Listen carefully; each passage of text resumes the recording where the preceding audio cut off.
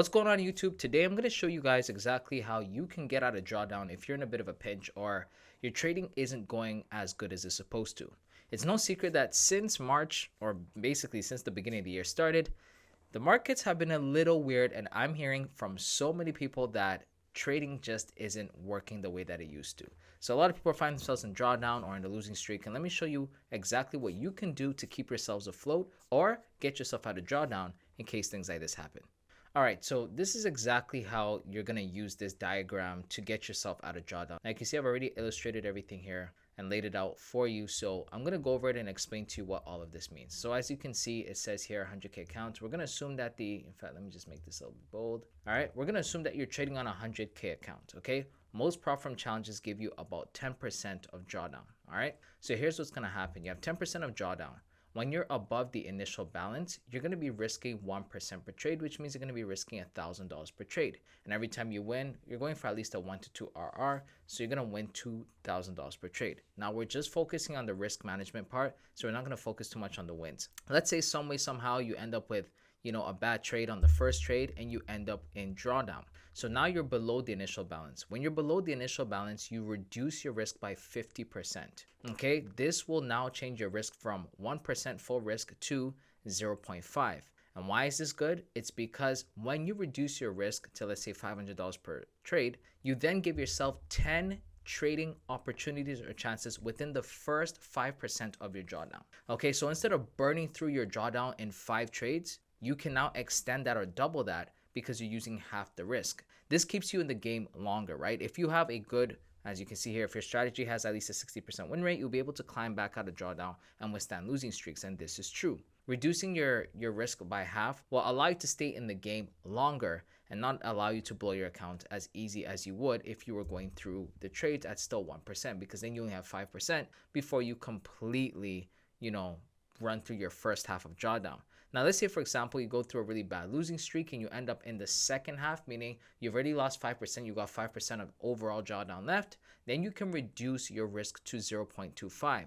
This, reducing your risk to $250 per trade, will then give you 20 trades, right, in order for you to blow your full last 5%. If you lose 20 trades in a row, check your strategy. Either check your strategy or check yourself, because it shouldn't take you 20 trades. In fact, as you can see here, it says this model gives you a total of 30 trades or chances before blowing your account, as opposed to 10 trades at 1% risk per trade. Okay, this will give you way more. If you were taking this challenge at 1% risk throughout the whole thing, you'd have about 10 chances before you completely blow through the entire drawdown. I know there are other challenges out there that have 12%, some have 8%, but you get my point. By reducing risk by half, you extend or almost double the opportunities and the chances you have to getting out of drawdown.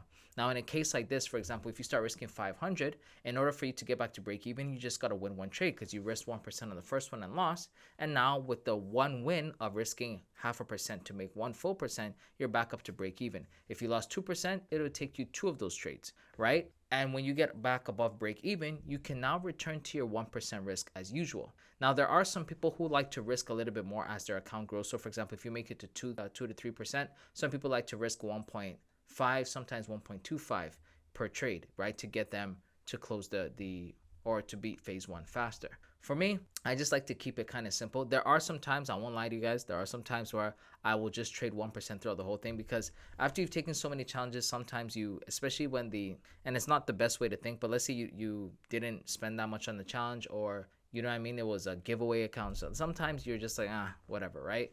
And again, don't follow that advice. Don't trade like that. Don't look at it. But I'm saying there are some times where that is the case, and some people will prefer to trade 1% throughout the whole thing. Okay? The reason why this is also useful is when you get funded, I don't recommend always changing the way you trade, because you got there a certain way, you should continue. But if you are worried about blowing your funded account, reduce your risk to half. If you reduce your risk to half, instead of blowing through your account in 10 trades, it'll take you 20. Some people like to go to 0.25. This gives you, again, an extra going through that account, will give you at least 30 trades, like we said, right, before you can blow your whole drawdown. So in the sense of going from 0.25 risk, you're going to be in this trade for a lot longer, because it's going to take you, basically every percent is going to give you 4 trades and you have 10. So you're gonna have 40 trades basically before you can blow your account. Okay, so this is how you get out of drawdown, guys. Everything in trading is math. Once you do the math, you'll know how to adjust yourself, you'll know how to stay in the game, and you'll keep your money. And why am I doing this video? Because there's a lot of you out there who are, I spoke to one of the members in the Discord. In order for them to buy like a prop firm challenge of 100K, it's like 2 weeks. Some people it's 2 months worth of salary. It's no joke. So you don't want to get into a situation like this where you got a prop firm challenge and in 10 trades you're out.